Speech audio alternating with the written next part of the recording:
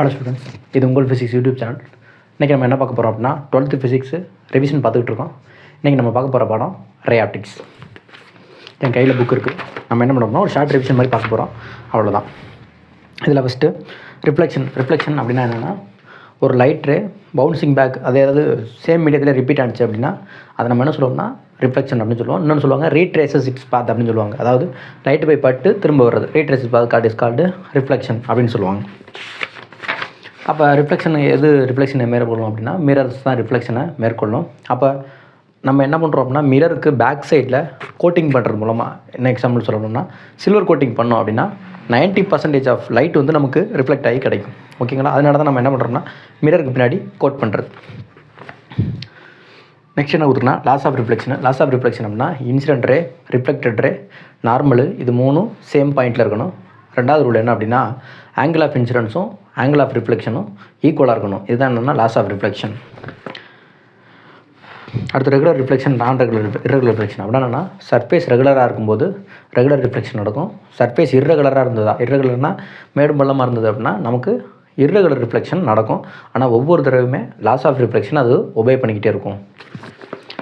Angle of deviation due to reflection அப்படின்னா, இப்போ நேராக வர லைட்டு இன்சிடெண்ட், அது பட்டு திரும்ப அதே மீடியத்தில் போகிறது ரிஃப்ளெக்டட் ரே. அப்போ இன்சிடென்ட் ரே, ரிஃப்ளெக்டட் ரே ஒருவேளை பட்டு ரிஃப்ளெக்ட் ஆகாமல் போயிருந்தால் எப்படி போயிருக்கும் அப்படின்னா, இன்சிடென்ட் ரே எப்படி வந்திருக்கும், மிரரில் பட்டு நேராகவே போயிருந்திருக்கும். ஓகேங்களா? அப்போ இது இன்சிடென்ட் ரே, இந்த போகுது இல்லைங்களா அந்த பக்கம், அது ரிஃப்ளெக்டட் ரே. அப்போ இன்சிடென்ட் ரே டிவியேட் ஆகாமல் போயிருந்தால் எப்படி போயிருக்கும் அப்படிங்கிற இன்சிடென்ட் ரேக்கும் ரிஃப்ளெக்டட் ரேக்கும் இடையேயான ஆங்கிள் தான் angle of deviation. Angle of டிவியேஷன்னா the actual incident ray and the reflected ray, இது ரெண்டுக்கும் உள்ள ஆங்கிள் தான் ஆங்கிள் ஆஃப் டிவியேஷன். இதை நம்ம எப்படி சொல்லலாம் அப்படின்னா D = 180 - 2α அப்படின்னு நம்ம சொல்லலாம். ஓகேங்களா? 180 - 2i அப்படின்னு சொல்கிறாங்க. அதுக்கப்புறம் 2α அப்படின்னு கூட நம்ம என்ன பண்ணலாம்னா சொல்லலாம். இமேஜ் ஃபார்மேஷன் இன் பிளான் மிரர் பார்த்தோன்னா, பிளான் மிரர் எப்படி இருக்கும் அப்படின்னா பிளேன் மிரர் அப்படின்னு சொல்லுவோம். பிளேன் மிரரில் எப்படி இமேஜ் ஃபார்ம் ஆகும் அப்படின்னா, ஆப்ஜெக்டோட சைஸும் இமேஜோட சைஸும் சேமாக இருக்கும். ஆப்ஜெக்டோட டிஸ்டன்ஸும் இமேஜோட டிஸ்டன்ஸும் சேமாக இருக்கும். ஆப்ஜெக்ட்டுக்கும் இமேஜுக்கும் ஒரு டிஃப்ரென்ஸ் இருக்கும். என்ன அப்படின்னா லேட்டரல் இன்வெர்ஷன் டிஃப்ரென்ஸு இருக்கும். அதுக்கப்புறம் நம்ம என்ன சொல்லலாம் அப்படின்னா, அது ப்ரொடியூஸ் பண்ணக்கூடிய மேக்னிஃபிகேஷன் 1 அப்படின்னு சொல்லுவோம். M = 1 ஃபார் பிளேன் மிரர், அந்த பாயிண்ட் ஞாபகம் வச்சுக்கணும். அதுக்கப்புறம் பிளேன் மிரரில் உருவாகக்கூடிய இமேஜஸ், இப்போ நம்ம 2 பிளேன் மிரர் இப்படி டிஃப்ரெண்ட் ஆங்கிள்ஸில் வச்சோம் அப்படின்னா, டிஃப்ரெண்ட் ஆங்கிள்ஸில் வச்சோம்னா நம்ம ஃபார்முலா என்ன பண்ணுவோம் அப்படின்னா θ/360/θ -1 தேவைப்பட்டு அங்கே யூஸ் பண்ணிக்குவோம். எப்படி அப்படின்னா, ஈவனில் வந்ததுன்னா -1 யூஸ் பண்ணுவோம், ஆட் வந்தது அப்படின்னா -1 யூஸ் பண்ண மாட்டோம். இது எதுக்காக அப்படின்னா, 2 மிரர் ஒரு பர்டிகுலர் ஆங்கிளில் வச்சோம்னா அப்போது உருவாகக்கூடிய நம்பர் ஆஃப் இமேஜஸ்க்கான ஃபார்முலா தான் இது. கேரக்டரிஸ்டிக்ஸ்னு சொல்லிட்டேன். அதுக்கப்புறம் இமேஜ் ஃபார்மேஷன் அப்படிங்கிறதையும் நீங்கள் என்ன பண்ணிங்கன்னா பார்த்துக்குங்க. அதுக்கப்புறம் என்ன சொல்லலாம் அப்படின்னா ஸ்பெரிக்கல் மிரர்ஸில் நம்ம என்ன சொல்லணும்னா 2 மிரர்ஸ் ஸ்பெரிக்கல் மிரர்ஸ், ஒன்று கான்கேவ் மிரர், இன்னொன்று கான்வெக்ஸ் மிரர். சரி, ஓகே. இப்போ ஸ்பெரிக்கல் மிரரில் மெயினானது யார் அப்படின்னா சென்டர் ஆஃப் கர்வேச்சர்னா ஒரு மிரருங்கிறது ஸ்பியர்னால் ஆனது. அப்போ ஸ்பியர்னால் ஆனது அந்த ஸ்பியரோட சென்டர் தான் சென்டர் ஆஃப் கர்வேச்சர். அதுக்கப்புறம் சென்டர் ஆஃப் கர்வேச்சருக்கும் நம்ம எடுத்துக்கொண்ட மிரருடைய போலுக்கும் இருக்கக்கூடிய டிஸ்டன்ஸ் தான் ரேடியஸ் ஆஃப் கர்வேச்சர். அதுக்கப்புறம் லைட் ரேஸ் போய் பட்டு எங்கே போய் ஃபோக்கல் ஆகுதோ அந்த பாயிண்ட்டு ஃபோக்கல் பாயிண்ட் அல்லது ஃபோக்கஸ் அப்படின்னு சொல்லுவோம். அப்போ போலுக்கும் ஃபோக்கஸுக்கும் உள்ள டிஸ்டன்ஸ் தான் ஃபோக்கல் லென்த். இது எல்லாமே ஸ்பெரிக்கல் மிரரில் வரக்கூடியது. Paraxial rays, marginal rays. Paraxial ரேஸ்னால் அதாவது மிரரில் போல் வழியாக போகக்கூடிய ரே நம்ம என்ன சொல்லுவோம்னா ஆக்சியல் ரே அல்லது பிரின்சிபல் ஆக்சிஸ் அப்படின்னு சொல்லுவோம். அப்போ ஆக்சியல் ரேக்கு பேரலாக போகக்கூடியது பேரல் ஆக்சிஸ், அதாவது பேராக்சியல் ரே. அதாவது பேராக்சியல் ரேனா ஆக்சியல் ரே பிரின்சிபல் ஆக்சிஸுக்கு பேரலாக போகிறது பேராக்சியல் ரே. பேராக்சியல் இருக்கும் மார்ஜினுக்கு, அதாவது மிரர் இப்படி இருக்குது அப்படின்னா மிரருடைய மார்ஜினில் போகிறது நம்ம என்ன சொல்லுவோம்னா மார்ஜினல் ரேஸ் அப்படின்னு சொல்லுவோம். ரிலேஷன் பிட்வீன் எஃப் அண்ட் ஆர்னா, இப்போ போலுக்கும் எஃப்க்கும் உள்ள டிஸ்டன்ஸு ஃபோக்கல் லென்த் எஃப், போலுக்கும் சென்டர் ஆஃப் கர்வேச்சருக்கும் உள்ள டிஸ்டன்ஸ் வந்து ரேடியஸ் ஆஃப் கர்வேச்சர் ஆர். அப்போ 2 எஃப் சேர்ந்தால் தான் ஒரு ஆரை கொடுக்க முடியும். அப்போ நம்ம என்ன சொல்லலாம்னா R = 2f, f = r/2 அப்படிங்கிற ஃபார்முலாவை நம்ம எழுதுவோம். Image formation in spherical mirrors அப்படின்னா, இப்போது 4 ரூல்ஸ் வந்து இமேஜ் ஃபார்மேஷனில் ஃபார்ம் பண்ணும். என்னென்னா, ஒன்று, ஒரு 2 லைட் ரே ரிஃப்ளெக்ஷனுக்கு அப்புறம் மீட் பண்ணது அப்படின்னா அது இமேஜை ஃபார்ம் பண்ணும். 2 லைட் ரே ரிஃப்ளெக்ஷனுக்கு அப்புறம் ஆக்சுவலாக மீட் பண்ணிச்சுன்னா அங்கே ரியல் இமேஜ் உருவாகும். 2 லைட் ரே ரிஃப்ளெக்ஷனுக்கு அப்புறம் அதோடைய எக்ஸ்டென்ஷன் மீட் பண்ணிச்சு அப்படின்னா விர்ச்சுவல் இமேஜ் உருவாகும். ஓகேங்களா? இப்போ நான் என்ன பண்ணுறேன் அப்படின்னா அதுக்கு 4 ரூல்ஸ் இருக்குது. என்னென்ன ரூல்ஸ் அப்படின்னா, ஃபஸ்ட்டு ரூல்ஸு இன்சிடென்ட் ரே, அதாவது வரக்கூடிய ரே நேராக போய் பேரலாக போய் மிரரில் பட்டுச்சு அப்படின்னா அது ஃபோக்கஸ் வழியாக பாஸ் ஆகும் ஆஃப்டர் ரிஃப்ளெக்ஷன். அதுக்கப்புறம் ஃபோக்கஸ் வழியாக ஒரு இன்சிடென்ட் ரே பாஸ் ஆனிச்சு அப்படின்னா ஆஃப்டர் ரிஃப்ளெக்ஷன் அது பேரலாக போகும். Second case. தேர்ட் கேஸு, இப்போ incident ray centre of curvature வழியாக போணுச்சு அப்படின்னா ஆஃப்டர் ரிஃப்ளெக்ஷனும் சென்டர் ஆஃப் கர்வேச்சர் வழியாக தான் வரும். ஃபோர்த்து கேஸ் என்ன அப்படின்னா, இப்போது இன்சிடென்ட் ரே போலில் போய் பட்டுது அப்படின்னா எந்த ஆங்கிளில் போலோட போய் படுதோ அதே ஆங்கிளில் தான் ரிஃப்ளெக்ட் ஆகும். அதாவது ஆங்கிள் I = ஆங்கிள் R அப்படிங்கிறதுல நடக்கும். இதுதான் image formation in spherical mirrors. Cartesian sign convention அப்படின்னா, இப்போது நம்ம மிரருடைய சென்டரை போல் அப்படின்னு வச்சுக்கிறோம். ஒரு கிராஃபில் எப்படி ஆரிஜினோ அதே மாதிரி மிரரில் சென்டர் வந்து போல். அப்போது நம்ம என்ன பண்ணுறோம்னா மிரருக்கு லெஃப்ட் சைடு அப்படிங்கிறப்ப லெஃப்ட் சைடு தான் எப்போவுமே ஆப்ஜெக்ட் வைப்போம். அந்த லெஃப்ட் சைடு தான் நம்ம என்ன சொல்லுவோம்னா மைனஸ், நெகட்டிவ்னு சொல்லுவோம். இமேஜ் நமக்கு ரைட் சைடும் உழுகலாம், லெஃப்ட் சைடும் உழுகலாம். அப்போ அந்த போலுக்கு ரைட் சைடு உள்ளது நம்ம என்ன சொல்லுவோம்னா பாசிட்டிவ் டிஸ்டன்ஸ்னு சொல்லுவோம். அப்போ போலுக்கு இந்த பக்கம் உள்ளது லெஃப்ட் சைடு உள்ளது நெகட்டிவ் டிஸ்டன்ஸ், போலுக்கு அந்த பக்கம் உள்ளது பாசிட்டிவ் டிஸ்டன்ஸ். அதுக்கப்புறம் ஒய் ஆக்சிஸில் பார்த்தோம் அப்படின்னா போலுக்கு மேலே அப்பரில் இருக்கிறத நம்ம என்ன சொல்லுவோம்னா பாசிட்டிவ் டிஸ்டன்ஸ் அப்படின்னு சொல்லுவோம். போலுக்கு டவுனில் இருந்தது அப்படின்னா அதை நம்ம என்ன சொல்லுவோம் நெகட்டிவ் டிஸ்டன்ஸ்னு சொல்லுவோம். இது எதில் அப்படின்னா ஒய் ஆக்சிஸில். ஓகேங்களா?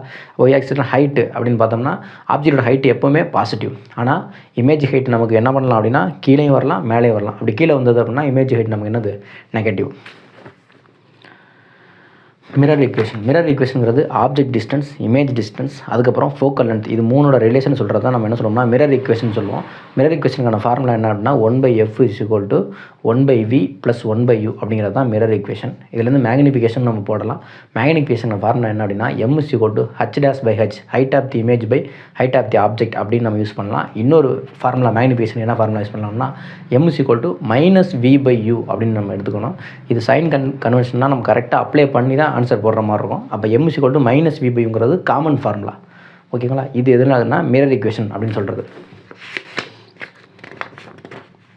அப்புறம் லேட்டரல் மேக்னிஃபிகேஷன் போட்டுக்கிறாங்க. அதில் நான் மேக்னிஃபிகேஷன் சொன்னேன் இல்லையா, அது எல்லாமே வந்துருச்சு. அதை நீங்கள் என்ன பண்ணிக்கோங்க, கவர் பண்ணிக்கோங்க. Speed of light, Fizeau method of speed of light அப்படின்னா என்ன கிடையாதுன்னா ஒன்றும் கிடையாது. இப்போ நான் என்ன பண்ணுறேன்னா ஒரு லைட்டை பாஸ் பண்ணுறேன். அப்படி லைட்டை பாஸ் பண்ணும்போது இங்கே நான் என்ன பண்ணுறேன்னா ரொட்டேட் பண்ணுற மாதிரி ஒரு சிஸ்டத்தை வச்சுருப்பேன். அப்போ அதை என்ன பண்ணணும்னா அது ரொட்டேட் ஆகும். அப்போ ரொட்டேட் ஆகும்போது என்ன பண்ணணும் அப்படின்னா அது இன்னொரு ஸ்க்ரீனில் பட்டு திரும்ப வரணும். அப்போ ரொட்டேட் ஆகும்போது ஒரு இடத்துல என்ன ஆகும்னா அந்த லைட்டு போய்ட்டு என்ன பண்ணுன்னா கம்ப்ளீட்டாக மறைஞ்சிடும். அப்போ லைட்டு கம்ப்ளீட்டாக மறைகிற நேரத்தில் இந்த ரொட்டேஷனுக்கும் அது போய் பட்டு திரும்ப வரக்கூடிய டிஸ்டன்ஸுக்கும் இடையேயான ரிலேஷனை வச்சு என்ன கண்டுபிடிப்பாங்கன்னா வெலாசிட்டி ஆஃப் லைட்டை கண்டுபிடிப்பாங்க. அதுக்கு என்ன ஃபார்முலா போடுவோம்னா velocity of light = 2d n/π அப்படிங்கிற ஃபார்முலாவை அவங்க என்ன பண்ணுவாங்கன்னா யூஸ் பண்ணுவாங்க. ஒன்றும் கிடையாது, லைட்டு போகுது, அந்த சுற்றுறதுக்குள்ளே போகுது, ஃபஸ்ட்டு போகுது, அப்புறம் சுற்ற என்ன பண்ணாங்கன்னா போகாது, போயிட்டு திரும்ப வராது. அப்போ நம்ம அந்த டிஸ்டன்ஸை நம்ம கணக்கு பண்ணி 2d அப்படின்னு சொல்லுவோம். போகிற டிஸ்டன்ஸு வர்ற டிஸ்டன்ஸு. அப்போ d+d 2d n/π அப்படிங்கிறதா ஸ்பீட் ஆஃப் லைட்டாக அவங்க கண்டுபிடிச்சிருப்பாங்க. Speed of light through vacuum and different media. Speed of light வேக்கமில் சரி 3×10⁸ இருக்கும். மீடியாவில் டிஃப்ரெண்ட்டாக இருக்கும். அப்படின்னா என்ன அர்த்தம்னா அதோட ஸ்பீடு சேஞ்சஸ் ஆகும். எப்படி சேஞ்சஸ் ஆகும்னா வேக்கமில் மட்டும்தான் அதோடைய மேக்ஸிமம் ஸ்பீடு இருக்கும். வேக்கமில் மேக்ஸிமம் ஸ்பீடு எவ்வளோ அப்படின்னா 3×10⁸. அதுக்கப்புறம் மீடியமில் பார்த்தோம்னா அதோட ஸ்பீடு கொஞ்சம் கொஞ்சமாக குறைய ஆரம்பிச்சிடும். காரணம் என்ன அப்படின்னா அதோடைய டென்சிட்டி, மீடியத்துடைய டென்சிட்டி தான் இதுக்கு காரணம். அந்த டென்சிட்டியை நம்ம வேறு டேர்மில் குறிப்போம், அதை அடுத்து பார்ப்போம். ரீஃப்ராக்டிவ் இண்டெக்ஸ் நான் சொன்னேன், மீடியத்துடைய டென்சிட்டி நம்ம வேறு டேர்மில் குறிப்போம், அதான் ரீஃப்ராக்டிவ் இண்டெக்ஸ்னால் ஸ்பீட் ஆஃப் லைட் வேக்கமில் மேக்ஸிமம் இருக்கும், ஆனால் மீடியமில் குறையும். அப்போ ஸ்பீட் ஆஃப் லைட்டு மீடியம், அதாவது ரீஃப்ராக்டிவ் இண்டெக்ஸ் அப்படின்னா என்ன அர்த்தம்னா n = c/v, speed of light vacuum divided by speed of light medium அப்படிங்கிறதா ரீஃப்ராக்டிவ் இண்டெக்ஸுக்கான ஃபார்முலா. n = c/v அப்படிங்கிற ஃபார்முலாவை நம்ம என்ன யூஸ் பண்ணுவோம். அப்போ ஏர் அல்லது வேக்கமுக்கு பார்த்தோம்னா ரீஃப்ராக்டிவ் இண்டெக்ஸ் வந்து 1, மற்ற எல்லா மெட்டீரியலுக்கும் கூட இருக்கும். யாருக்கு அதிகம் அப்படின்னு பார்த்தோம்னா டைமண்டுக்கு தான் அதிகம். டைமண்டுக்கு எவ்வளோ அப்படின்னா ரீஃப்ராக்டிவ் இண்டெக்ஸோட மதிப்பு 2.42. ஆப்டிக்கல் பார்த்துனா என்னென்னா இப்போது ஒரு லைட்டு வேக்கமில் மேக்ஸிமம் ஸ்பீடு போகிறதுனால மேக்ஸிமம் டிஸ்டன்ஸை அதனால் கவர் பண்ண முடியும். ஆனால் மீடியமில் ஸ்பீடு கம்மியாக போகிறதுனால அதனால் குறைவான டிஸ்டன்ஸை மட்டும்தான் கவர் பண்ண முடியும். அப்போது நான் என்ன பண்ணுறேன்னா வேக்கம்லேயும் நிற்கிறேன், மீடியம்லேயும் நிற்கிறேன். வேக்கம்லேயும் ஒரு 10 செகண்ட் வைக்கிறேன், மீடியம்லேயும் ஒரு 10 செகண்ட் வைக்கிறேன். அப்போ வேக்கமில் அதிக தூரம் போயிருக்கும், மீடியமில் கம்மியான தூரம் போயிருக்கும். அப்போ எவ்வளோ தூரம் கம்மியாக போயிருக்கும் அப்படின்னா d = நம்ம என்ன ஃபார்முலா போடுவோம்னா இப்போ d' அப்படிங்கிறது என்ன வச்சுக்கலாம்னா வேக்கம்னு வச்சுக்கலாம். ஓகேங்களா. டி அப்படிங்கிறது மீடியம்னு வச்சுக்கலாம். அப்போ டி டேஷ் ஈக்குவல் டு எவ்வளோ தூரம்னா மீடியத்துடைய refractive index into D, original distance in medium. அப்போது என் இன்டூ டி தான் டி டேஷ். ஓகேங்களா. அப்போ டி டேஷ்னா டி டேஷ்ங்கிறது distance in vacuum is equal to refractive index into distance in medium அப்படிங்கிற ஃபார்முலாவை நம்ம போடுவோம் ஆப்டிக்கல் பாத்துக்கு.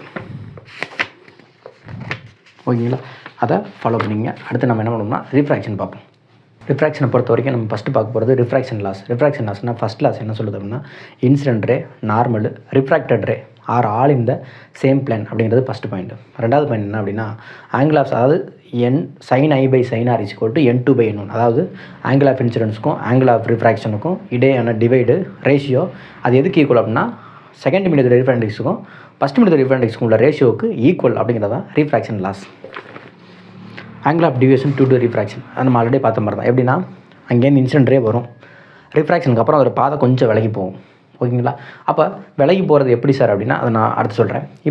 அப்போ நான் ஆக்சுவலாக போக வேண்டியது பாதை எது, ஆனால் என்ன பண்ணிருச்சு மீடியத்தில் பட்டு விலகிருச்சு. அப்போ ஆக்சுவலாக போன பாதைக்கும் மீடியத்தில் பட்டு விலகின பாதைக்கும் இடையான ஆங்கிள் தான் ஆங்கிள் ஆஃப் டிவியேஷன் அப்படின்னு சொல்லுவோம். இதில் 2 கேஸ் வரும். 2 கேஸ் என்ன அப்படின்னா இப்போ ரேரர் மீடியம், டென்சர் மீடியம் அப்படிங்கிற கான்செப்டை அறிமுகப்படுத்துவாங்க. ரேரர் மீடியம்னா எதில் ஸ்பீடு அதிகமாக போகுதோ அது ரேரர் மீடியம். இப்போது நம்ம கம்பேர் பண்ணுறத வச்சு தான் அது ரேரராக டென்சராக நம்ம சொல்ல முடியும். அப்போ நான் இப்போ என்ன பண்ணுறேன்னா வாட்டரையும் கிளாஸையும் கம்பேர் பண்ணேன் அப்படின்னா வாட்டருங்கிறது எனக்கு ரேரர் மீடியம், கிளாஸுங்கிறது எனக்கு டென்சர் மீடியம். இது எதன் அடிப்படையிலானா ரீஃப்ராக்டிவ் இண்டெக்ஸ் அடிப்படையிலான சொல்லப்படுகிறது. அப்போ நான் என்ன பண்ணுறேன் அப்படின்னா லைட் என்ன பண்ணுதுன்னா ரேரர்லேருந்து டென்சருக்கு போணுச்சு அப்படின்னா அது என்ன பண்ணோம்னா நார்மல் டுவர்ட்ஸ் த நார்மல் போகும். டென்சர் டு ரேரர் போணுச்சுன்னா அவே ஃப்ரம் த நார்மல் போகும். அப்போ டுவர்ட்ஸ் த நார்மல் அப்படின்னா நமக்கு ஃபார்முலா எப்படி வந்துடும்னா டிசி ஈக்குவல் டு I-R அப்படின்னு வந்துடும். அவே ஃப்ரம் த நார்மல்னா டிசி ஈக்குவல் டு R-I அப்படின்னு வந்துடும். அப்போ இதுதான் என்னது angle of deviation due to refraction அப்படின்னு சொல்கிறது. Simultaneous reflection and refraction. Simultaneous ரிஃப்ளெக்ஷன்னா ஒரு கிளாஸ் பிளேட்டே எடுத்துக்கிட்டோம் அப்படின்னா அதில் ரிஃப்ளெக்ஷனும் நடக்கலாம், ரீஃப்ராக்ஷனும் நடக்கலாம். இது ரெண்டும் ஒரே நேரத்தில் நடந்ததுன்னா நம்ம என்ன சொல்லுவோம், அதை சைமில்டேனியஸ் ரிஃப்ளெக்ஷன் அண்டு ரீஃப்ராக்ஷன் அப்படின்னு சொல்லுவோம். அப்போ இங்கே என்ன நடக்கும்னா பகுதி அளவு பார்ட் லைட் என்ன பண்ணுவோம் அப்படின்னா ரிஃப்ராக்ஷனும், பார்ட் லைட் என்ன பண்ணுவோம் அப்படின்னா ரிஃப்ளெக்ஷனும் நடக்கும். Principle of reversibility. Principle of reversibility அப்படின்னா என்னென்னா லைட் எந்த பாதையில் போகுதோ அதே பாதையில் நம்ம ஒரு மிரர் வச்சோம் அப்படின்னா திரும்ப அதே பாதையில் அது திரும்ப வரும். ஓகேங்களா. இதுதான் நம்ம என்ன சொல்லணும்னா பிரின்சிபல் ஆஃப் ரிவர்சிபிலிட்டி. என்னென்னா லைட் ட்ரேசஸ் ஆக்சுவல் பாத், அதோட ஆக்சுவல் பார்த்து அது என்ன பண்ணோம்னா ரீட்ரேஸ் பண்ணுச்சு அப்படின்னா அதுக்கு பேர் நம்ம என்ன சொல்லணும்னா பிரின்சிபல் ஆஃப் ரிவர்சிபிலிட்டி அப்படின்னு சொல்லுவோம். Relative refractive index. Relative refractive இண்டெக்ஸ்னால் நான் இப்போ எந்த மீடியத்தில் கம்பேர் பண்ணுறோம் அதான் எனக்கு ரிலேட்டிவ் ரீஃப்ராக்டிவ் இண்டெக்ஸ். இப்போ எக்ஸாம்பிளுக்கு நான் என்ன பண்ணுறேன்னா ஒரு கிளாஸும் இருக்குது, வாட்டரும் இருக்குது. ஓகேங்களா. அப்போ கிளாஸ்லேருந்து வாட்டருக்குள்ளே லைட்டு போகுது.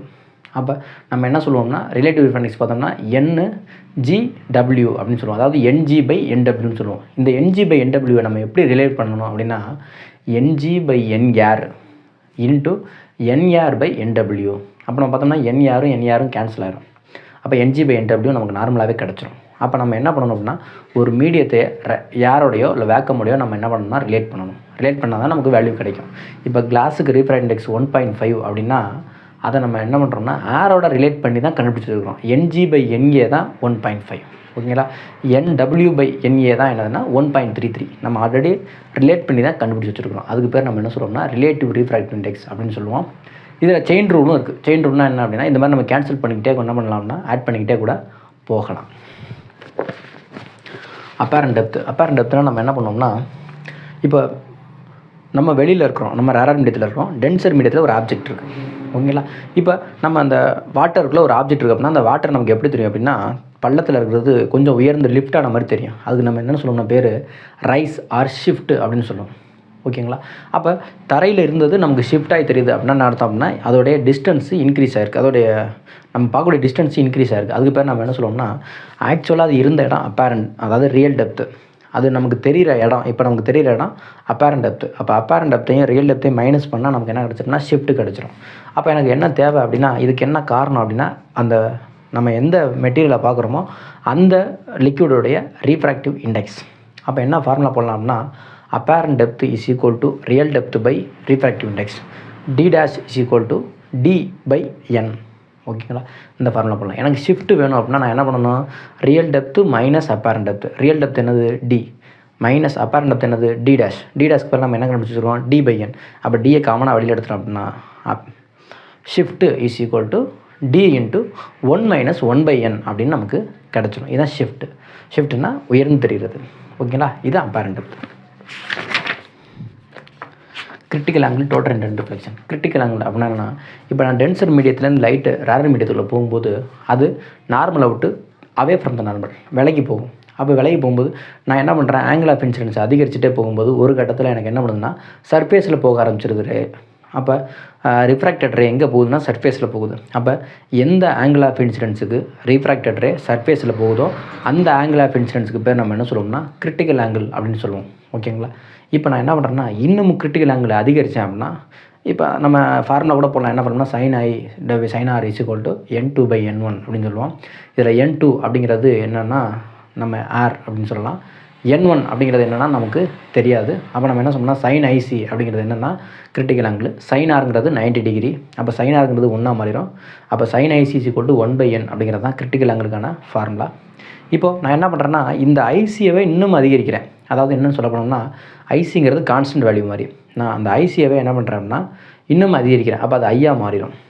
ஓகேங்களா, அப்போ ஐசியை விட நான் ஐயை அதிகரிக்கும் பொழுது எனக்கு என்ன கிடைக்கிது அப்படின்னா லைட்டு வெளியில் போகாமல் உள்ரே மெட்டீரியலுக்குள்ளே ரீட்ரேஸ் ஆகுது. அப்போ ரீட்ரேஸ் ஆகுதுன்னா அதுக்கு பேர் நம்ம என்ன சொல்லுவோம்னா டோட்டல் இன்டர்னல் ரிஃப்ளெக்ஷன் சொல்லுவோம். இதுக்கு 2 கண்டிஷன் இருக்குது. ஃபஸ்ட்டு கண்டிஷனு லைட்டு டென்சர்லேருந்து ரேர் போகணும். Second condition angle of incidence வந்து கிரிட்டிக்கல் ஆங்கிளை விட அதிகமாக இருக்கணும். இந்த 2 ரூலாக நம்ம என்ன பண்ணணும்னா டோட்டல் இன்டர்னல் ரிஃப்ளெக்ஷன் கண்டுபிடிக்கிறதுக்கான ஃபார்முலாவாக யூஸ் பண்ணணும். Effects due to total internal reflection. அதில் கிளிட்டரிங் ஆஃப் டைமண்ட்னா இப்போ டைமண்டில் ஒவ்வொரு பார்ட்டையும் என்ன பண்ணியிருப்பாங்கன்னா அதோடைய கிரிட்டிக்கல் ஆங்கிளில் வடிவமைச்சிருப்பாங்க. டைமண்டோட கிரிட்டிக்கல் ஆங்கிள் எவ்வளோ அப்படின்னா 24.4 டிகிரி.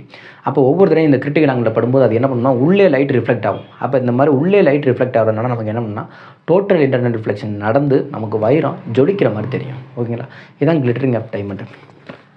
மிரேஜ் அண்டு லூமிங்னா மிரேஜ் அப்படின்னா என்னென்னா வெயில் காலத்தில் லைட் அங்கேருந்து வரும். அப்போ லைட் அங்கேருந்து வரும்போது ஏர் எப்படி இருக்கும் அப்படின்னா தரைக்கு மேலே உள்ள ஏர் சூடாக இருக்கும். அதனால அதனுடைய டென்சிட்டி கம்மியாக இருக்கும். தரைக்கு மேலே உள்ள ஏர் அதிகமாக இருக்கும், டென்சிட்டி அதிகமாக இருக்கும். சூடு கம்மியாக இருக்கும், அப்போ டென்சிட்டி அதிகமாக இருக்கும். அப்போ டென்சிட்டி அதிகம் கம்மி, அதனால் இது என்ன பண்ணால் தொடர்ந்து ரீஃப்ராக்ட் ஆகிட்டே போயிட்டு ஏர் மாலிகூல்ஸ்லாம் நமக்கு என்ன பண்ணணும்னா ஒரு வாட்டர் மாதிரியான ஒரு இல்யூஷனை ஏற்படுத்தும். ஓகேங்களா, இதுக்கு பேர் நம்ம என்ன சொல்லுவோம்னா மிரேஜ் அப்படின்னு சொல்லுவோம். இதுக்கு காரணம் யார் அப்படின்னா ரீஃப்ராக்ஷன் தான் காரணம். ஓகேங்களா, ரீஃப்ராக்ஷன் தொடர்ந்து ரீஃப்ராக்ஷன் நடக்கிறதுனால நமக்கு அது எப்படி தெரியும், இல்யூஷனாக தெரியும். ஓகேங்களா, இதுதான் என்ன அப்படின்னா இதுவும் ஒரு எஃபெக்ட். யாரோட எஃபெக்ட் அப்படின்னா டோட்டல் ரிஃப்ளெக்ஷனுடைய ஒரு எஃபெக்ட் தான். ரீஃப்ராக்ஷன் தொடர்ந்து நடந்து நமக்கு அது எப்படி தெரியுது, ஏர் மாலிகூல்ஸ் மாதிரி, அதாவது வாட்டர் மாலிகூல்ஸ் மாதிரி தெரியுது.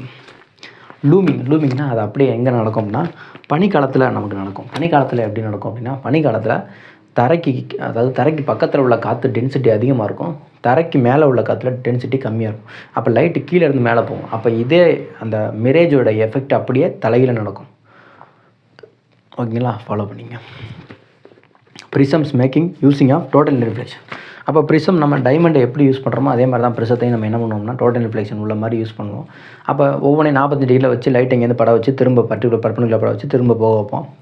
அந்த மாதிரி நம்ம என்ன பண்ணுவோம்னா ப்ரிசமை மேக் பண்ணுவோம். அதான் நமக்கு கொடுத்துருக்குறாங்க, ஃபாலோ பண்ணி. ரேடியஸ் ஆஃப் இலுமினேஷன் அப்படின்னா என்னென்னா இப்போது ஒரு ஸ்பெரிக்கல் சர்ஃபேஸ் இருக்குது அப்படின்னா அதில் ஒரு பர்டிகுலர் இடத்துல வச்சோம்னா அந்த லைட்டு ஃபுல்லாகவே எங்கே பண்ணணும்னா உள்ளே பரவி இருக்கும். ஓகேங்களா, அப்போ அந்த பரவி இருக்கக்கூடிய அந்த சர்க்கிளை தான் நம்ம என்ன சொல்லணும், அந்த சர்க்கிளோட ரேடியஸ் தான் நமக்கு என்ன சொல்லணும்னா ரேடியஸ் ஆஃப் இலுமினேஷன் அப்படின்னு சொல்லுவோம்.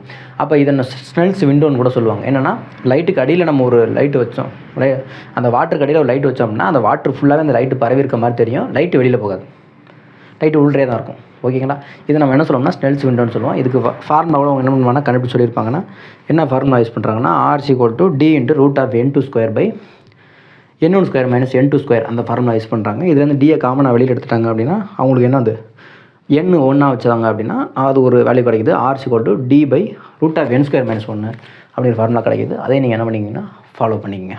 ஆப்டிக்கல் ஃபைபர்னால் ஃபைபர் வழியாக கம்யூனிகேஷனுக்கு லைட் சிக்னல்ஸ் அனுப்பலாம் அப்படிங்கிற ஒரு ஐடியா தான் ஆப்டிக்கல் ஃபைபர். இதில் 2 இருக்கும், கோரு, கிளாடிங். இப்போ கோருக்குள்ளே தான் டோட்டல் ரிஃப்ளெக்ஷன் நடக்கணும், கிளாடிங்கும் அதில் பங்கு பெறும். அப்போ கோரோட ரீஃப்ராக்டிவ் இண்டெக்ஸு கிளாடிங்கை விட எப்போவுமே எப்படி இருக்கணும்னா அதிகமாக இருக்கணும். ஓகேங்களா, அப்போ தான் நமக்கு டோட்டல் ரிஃப்ளெக்ஷன் தொடர்ந்து என்ன பண்ணணும் அப்படின்னா நடந்து லைட் சிக்னல்ஸ் ஒரு இடத்துலேருந்து இன்னொரு இடத்துக்கு பாஸ் ஆகிறதுக்கு வழிவகுக்கும். இதுதான் நம்ம என்ன சொல்லுவோம்னா ஆப்டிக்கல் ஃபைபர்ஸ் அப்படின்னு சொல்லுவோம். ரீஃப்ராக்ஷன் ஏன் கிளாஸ் லேப்பில் நம்ம என்ன சொல்லுவோம்னா, ஒரு கிளாஸ் லேப் இருக்குது அப்படின்னா மேலே ரேரர் மீடியம், கீழே ரேரர் மீடியம், கிளாஸ் லேப் மட்டும் டென்சர் மீடியம். அப்போ ரேரர் டு டென்சர் போகும்போது லைட்டு வந்து towards the normal, tensor to rarer போகும்போது லைட் வந்து அவே ஃப்ரம் த நார்மல். ஓகேங்களா? அப்போ இந்த மாதிரி போகும்போது இப்போ இன்சிடென்ட் ரே இப்படி வந்திருக்கும், இப்படி விலகி போயிருக்கும், மறுபடியும் இப்படி விலகி போயிருக்கும். ஓகேங்களா? அப்போ நார்மலாக அது வந்திருந்தால் எப்படி வந்திருக்கும்னா நேராக வந்திருக்கும். ஓகேங்களா? அப்போ ஆக்சுவல் இன்சிடென்ட் ரேக்கும் ரீஃப்ராக்ட் ஆகி போய் எமர்ஜென்ட்டாக போகுது இல்லையா, வெளியில் போகுது இல்லைங்களா, அந்த ரேக்கும் உள்ளே நம்ம பார்த்தோம்னா ரெண்டு எப்படி இருக்குன்னா பேரலாக இருக்கும். ஓகேங்களா? அப்போ கொஞ்சோண்டு விலகி போயிருக்கும். ஏன்னா ஆக்சுவல் பார்த்து இப்படி போயிருந்திருந்தால் இது கொஞ்சம் விலகி போயிருக்கும். ஓகேங்களா? அப்போ ஆக்சுவல் பார்த்துக்கும் எமர்ஜென்ட் ஆனிச்சு இல்லைங்களா, அந்த ரேக்கும் இடையான அந்த ஷிஃப்ட்டை தான் நம்ம என்ன சொல்லுவோம்னா லேட்ரல் ஷிஃப்ட் எல்லுன்னு சொல்லுவோம். ஓகேங்களா? இது எதை டிபெண்ட் பண்ணியிருக்கோம்னா thickness of the glass slab அதை டிபெண்ட் பண்ணியிருக்கோம், ஆங்கிள் ஆஃப் இன்சிடென்ஸை டிபெண்ட் பண்ணியிருக்கோம், ஆங்கிள் ஆஃப் ரீஃப்ராக்ஷனை டிபெண்ட் பண்ணியிருக்கோம். அப்போ நம்ம என்ன ஃபார்முலா எழுதலாம் அப்படின்னா L = T × sin I - R / cos R அப்படிங்கிற ஃபார்முலாவை நம்ம என்ன பண்ணலாம்னா அதுக்கு எழுதலாம். ரீஃப்ராக்ஷன் அட் சிங்கிள் ஸ்பெரிக்கல் சர்ஃபேஸில் இது ஒரு முக்கியமான 5 மார்க்கும் கூட. சிங்கிள் ஸ்பெரிக்கல் சர்ஃபேஸில் பார்த்தோம் அப்படின்னா ஒரே ஒரு ரீஃப்ராக்ஷன் பண்ணக்கூடிய சர்ஃபேஸ் மட்டும்தான் இருக்கும். அப்போ அதில் நமக்கு என்ன பண்ணணும்னா லைட் ரேஸ் ஃபால் ஆகி பாஸ் ஆகும். அப்போ நம்ம 3 ட்ரையாங்கிள் எடுப்போம். 3 ட்ரையாங்கிளையும் நம்ம என்ன பண்ணுவோம்னா காஸ் லாவெல்லாம் யூஸ் பண்ணி நம்ம ஒன்று கண்டுபிடிப்போம். என்ன ஃபார்முலா போட்டிருப்போம் அப்படின்னா N2/V - N1/U = N2 - N1/R அப்படிங்கிற ஃபார்முலா நம்ம என்ன பண்ணியிருப்போம்னா யூஸ் பண்ணியிருப்போம். கார்ட்டீசியன் சைன் கன்வென்ஷன் கரெக்டாக அப்ளை பண்ணிங்க அப்படின்னா இதில் நம்ம என்ன பண்ணலாம்னா ஃபார்முலாவை கொண்டு வந்துடலாம். ஓகேங்களா? அதுக்கப்புறம் தின் லென்ஸ் அப்படிங்கிறது என்ன அப்படின்னா திக் லென்ஸ்ன்றது திக் லென்ஸ் அப்படின்னா 2 சைடும் பல்கராக இருக்கும். தின் லென்ஸ் அப்படின்னா 2 சைடும் ஓரளவுக்கு பல்கராக இருக்கும். தின் லென்ஸை பொறுத்த வரைக்கும் ப்ரைமரி செகண்டரி ஃபோக்கஸ் அப்படின்னு சொல்லுவாங்க. ஏன்னா தின் லென்ஸுங்கிறது 2 ஸ்பியரால் ஆக்கப்பட்டிருக்கும். அப்போ 2 ஸ்பியருங்கிறப்ப 2 ஃபோக்கஸ் இருக்கும், 2 சென்டர் ஆஃப் கர்வேச்சர் இருக்கும். அப்போ லெஃப்ட் சைடு இருக்கிறத நம்ம என்ன சொல்லுவோம்னா ப்ரைமரி ஃபோக்கஸ்ன்னு சொல்லுவோம், ரைட் சைடு இருக்கிறத நம்ம என்ன சொல்லுவோம்னா செகண்டரி ஃபோக்கஸ் அப்படின்னு சொல்லுவோம். இது F1, இது F2, இது வந்து C1, இது C2 அப்படின்னு நம்ம என்ன பண்ணுவோம்னா எடுத்துக்குவோம். சைன் கன்வென்ஷன் நம்ம மிரருக்கு என்ன சைன் கன்வென்ஷன் யூஸ் பண்ணுமோ அது எல்லா சைன் கன்வென்ஷனும் இந்த லென்ஸுக்கும் யூஸ் பண்ணலாம். லென்ஸில் 2 டைப் இருக்குது, ஒன்று கான்வெக்ஸ், இன்னொன்று கான்கேவ் அப்படின்னு 2 டைப் இருக்குது. Lens makers formula and lens equation. Lens makers ஃபார்முலானா ஒரு லென்ஸை உருவாக்கணும் அப்படின்னா அவர் அந்த லென்ஸோட ஃபோக்கல் லென்த் பற்றிய அறிவு அவர் பெற்றிருக்கணும். இப்போ எக்ஸாம்பிளுக்கு கான்வெக்ஸ் லென்ஸ்னால் ஃபோக்கல் லென்த்து பாசிட்டிவ், கான்கேவ் லென்ஸ்னால் ஃபோக்கல் லென்த்து நெகட்டிவ். அதை நம்ம என்ன பண்ணியிருக்கோம்னா தெரிஞ்சிருக்கணும். அப்போ லென்ஸை மேக் பண்ணும்போது அந்த ஃபார்முலாங்கிறது ரொம்ப முக்கியம். அப்போ லென்ஸ் மேக்கர் ஃபார்முலா என்ன அப்படின்னா 1/F = N2 - N1/N1 × 1/R1 - 1/R2 அப்படிங்கிறது தான் லென்ஸ் மேக்கர் ஃபார்முலா. இதுலேருந்து நம்ம லென்ஸ் ஃபார்முலா டெரைவ் பண்ணோம் அப்படின்னா நமக்கு என்ன கிடைக்கும்னா 1/F = 1/V - 1/U அப்படிங்கிறது நமக்கு ஃபார்முலாவாக கிடைக்கும். லேட்டரல் மேக்னிஃபிகேஷன் அப்படின்னா M = +V/U அப்படிங்கிறது தான் இங்கே மேக்னிஃபிகேஷனு. வேறு என்ன ஃபார்முலா எழுதலாம்னா M = H'/H அப்படிங்கிற ஃபார்முலாவை நம்ம என்ன பண்ணலாம்னா மேக்னிஃபிகேஷனுக்கு யூஸ் பண்ணலாம். ஓகேங்களா? இது எதில் வர்றது அப்படின்னா தின் லென்ஸில் வர்றது. பவர் ஆஃப் லென்ஸ்னால் அந்த measure of ability of light converging or diverging is called power அப்படின்னு சொல்லுவோம். அப்போ பவருங்கிறது 1/F அப்படிங்கிறது ஃபார்முலா. எந்த அளவுக்கு லைட்டு வளையுது அப்படின்னு சொல்லக்கூடியது தான் பவர். எந்த அளவுக்கு அதனால் லைட்டை வளைக்க முடியுது அப்படின்னு சொல்கிறது. அப்போ நமக்கு பவர் வந்து கான்வெக்ஸ் லென்ஸாக இருந்தால் பாசிட்டிவ், கான்கேவ் லென்ஸாக இருந்தால் நெகட்டிவ். 2 லென்ஸுமே சேர்ந்து இருந்துச்சுன்னா நம்ம ஆட் பண்ணிக்க வேண்டியதான். இப்போ +10 + -10 இருக்குன்னா பவர் வந்து நமக்கு 0. அதனால தான் சன்கிளாஸ் எதுவுமே நமக்கு என்ன பண்ணல அப்படின்னா எந்த வித பவருமே கொடுக்கல. அதனால தான் பவர் 0 இருக்குது. ஓகேங்களா? அதை பார்த்துக்குங்க. இதுதான் பவருக்கான ஃபார்முலா. அப்போ மேக்னிஃபிகேஷன் நமக்கு என்ன பண்ணணும்னா மல்டிபிள் ஆகும். லென்ஸை சேர்த்து வச்சோம்னா அதை அடுத்த கேஸில் பண்ணிக்கிறேன். Focal length of lenses in contact. இப்போ 2 லென்ஸ் நான் கான்டாக்டில் வைக்கிறேன்னு வச்சுங்களேன். இதுக்கு ஒரு ஃபோக்கல் லென்த் இருக்கும், இதுக்கு ஒரு ஃபோக்கல் லென்த் இருக்கும். அப்போ இதுக்கு 1/F1, இதுக்கு ஒரு 1/F2 2 ஆட் பண்ணிக்க வேண்டியதான். 1/F1 + 1/F2. பவரும் நமக்கு என்ன பண்ணிடும் P1 + P2 ஆட் ஆகிக்கிறோம். மேக்னிஃபிகேஷன் என்ன ஆகும் M = M1 × M2 மல்டிப்ளை ஆகிட்டே போகும். அப்போ தான் லென்ஸ் நமக்கு சேர்க்க மல்டிப்ளை ஆகிட்டே போகும் மேக்னிஃபிகேஷன். ஓகேங்களா? சில்வர்டு லென்சஸ்னால் நம்ம என்ன பண்ணோம்னா ஒரு லென்ஸஸே சில்வர் பண்ணி அதை மிரராக மாற்ற முடியும். அந்த மிரராக மாற்றுறதை எப்படி கண்டுபிடிக்கலாம் அப்படின்னா ஃபோக்கல் லென்த்தை வச்சு தான் நம்மளால் என்ன பண்ணணும்னா கண்டுபிடிக்க முடியும். இப்போ எக்ஸாம்பிள்